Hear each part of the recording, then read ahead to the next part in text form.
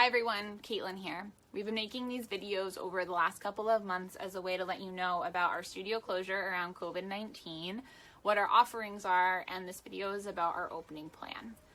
So, when we closed on March 13th, I can definitely say that I had no idea we would still be closed. It was pretty clear that it was time to close once we realized that this is a virus that spread through the respiratory system and yoga is about the breath. But the baby steps to reopen are definitely much harder. After thinking on it a lot, we've decided that reopening the studio for daily drop-in classes right now is not the right decision for us. We're still following guidelines and developing a plan around what it does look like to reopen, but right now we're just not quite ready.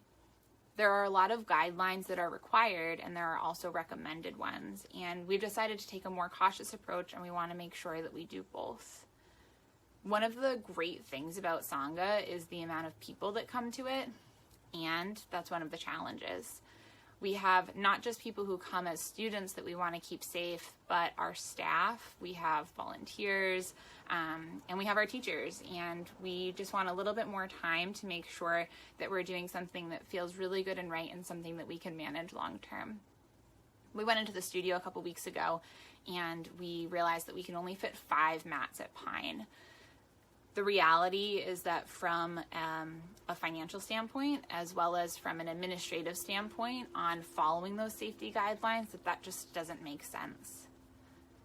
In all of the decisions that we do, not just around this, around everything, we try to always ask ourselves, who does this serve and who does it leave out? And we come back to our core values, which through the last year we've identified as community, access, and then integrity. And so how do our decisions honor those values? And then in this case particularly, how can we manage our financials long term?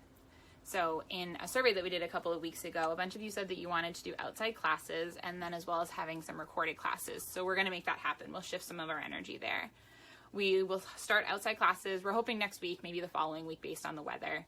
And then we are also going to send links or figure out a way to have kind of a content library for some of your favorite classes online.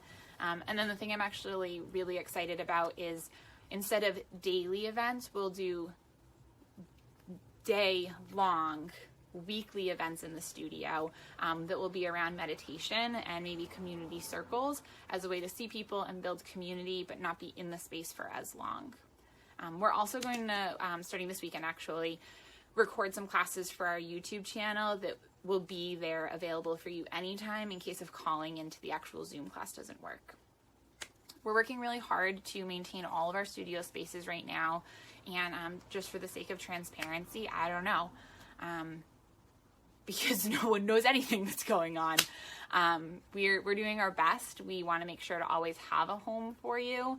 And in a call with some other studio owners, the same thing got brought up. And in it, we were talking about how, you know, even if we lose our space, that your community will show up and there'll be a space for community. It just might be a new one. And so I know that that is something that will hold true for the Sangha community too. Like I said, our plan is to reopen, but I also just don't want to promise anything. And those are some of the questions that we've been getting asked, which is why I wanted to include it here. If you are able financially, one of the most helpful things that you can do is to maintain your sustaining membership.